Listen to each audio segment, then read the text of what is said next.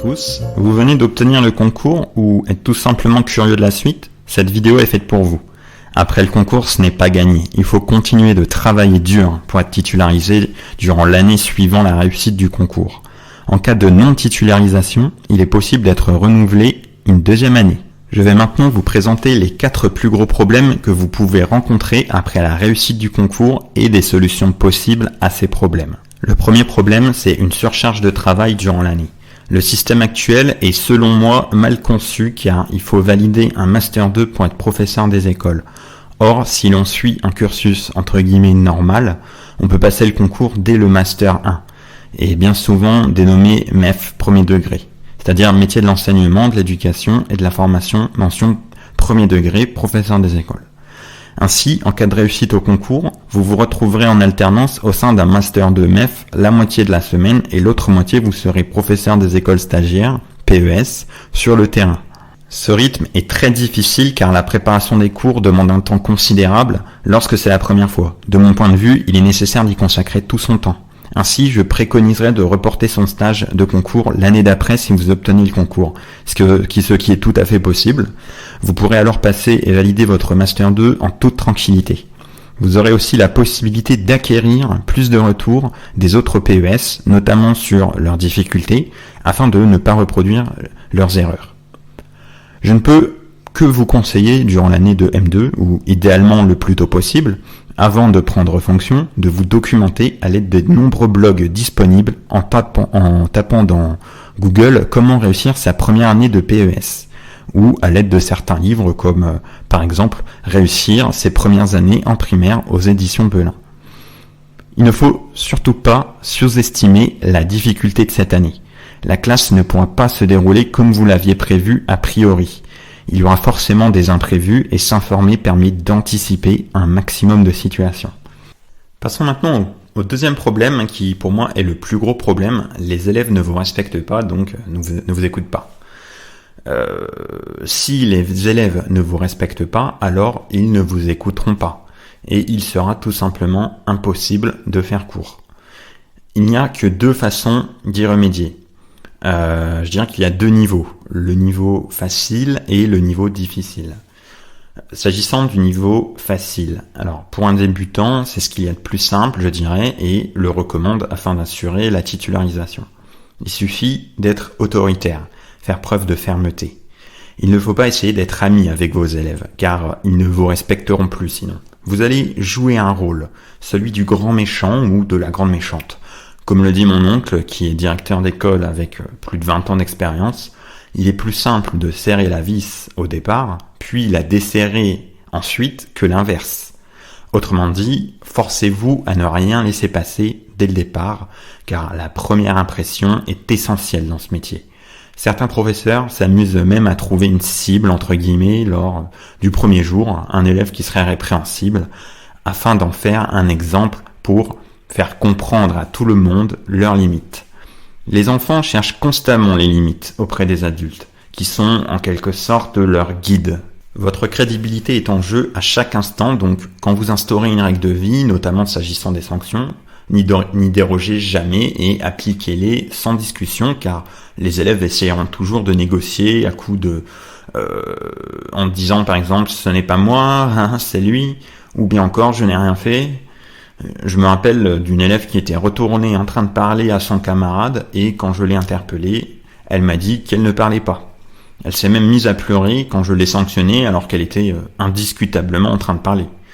Ce n'est pas parce qu'un élève pleure suite à une sanction que vous devez enlever la sanction.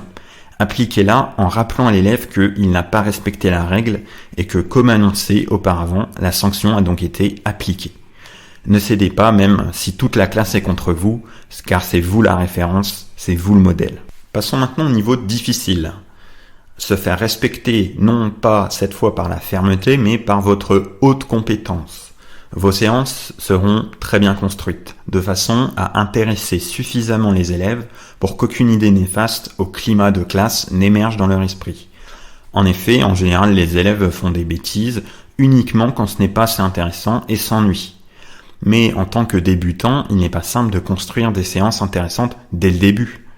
L'idéal est de construire toutes les séances sous forme de jeu car les enfants adorent jouer plus que tout. Par exemple, au lieu de présenter un concept mathématique de façon magistrale comme au lycée ou à l'université, trouvez un moyen de capter leur attention dès le début à l'aide d'une figure matérialisée, d'un rétroprojecteur, etc. Mais le meilleur moyen reste la manipulation, l'activité des élèves plutôt que l'observation. Par exemple, distribuez-leur des feuilles à découper et demandez-leur de construire un cube.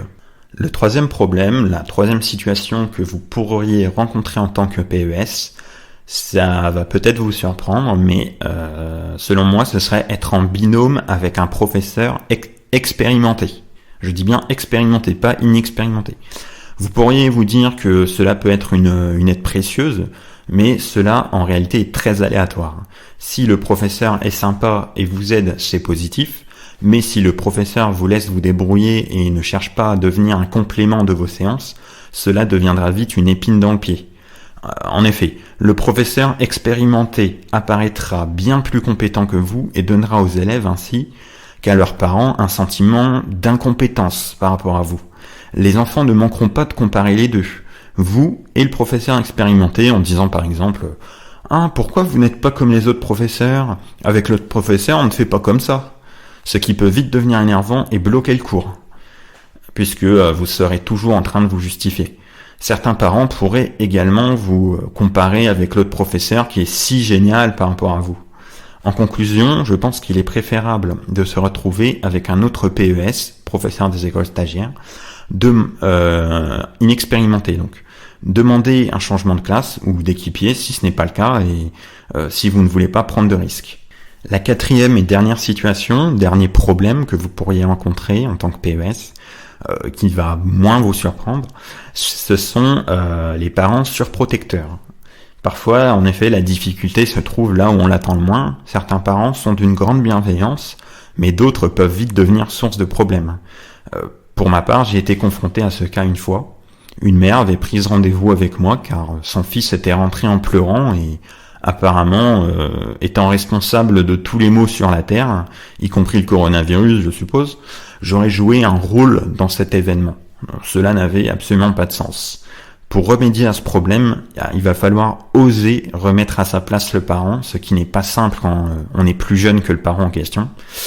Il est impératif de ne pas se laisser faire, car sinon le ou les parents en question prendront de plus en plus de liberté à votre égard et ils pourraient même par exemple envoyer un courrier à votre supérieur hiérarchique pour, entre guillemets, vous dénoncer. Voilà, la vidéo est maintenant terminée. J'espère que ces conseils vous seront utiles dans votre vie future et pour ceux préparant le concours, vous donneront des pistes de réflexion pour l'oral du concours s'agissant de la partie mise en situation. J'en profite d'ailleurs pour rappeler à ceux préparant le concours que mes formations sont toujours disponibles, dont une complète, c'est la plus chère, mais pas si chère que ça, traitant les écrits et les oraux, en complément d'une formation de base, je le rappelle, soit en INSPE, soit via des livres que vous auriez achetés, afin de vous démarquer des autres candidats. À bientôt! Bonjour à tous.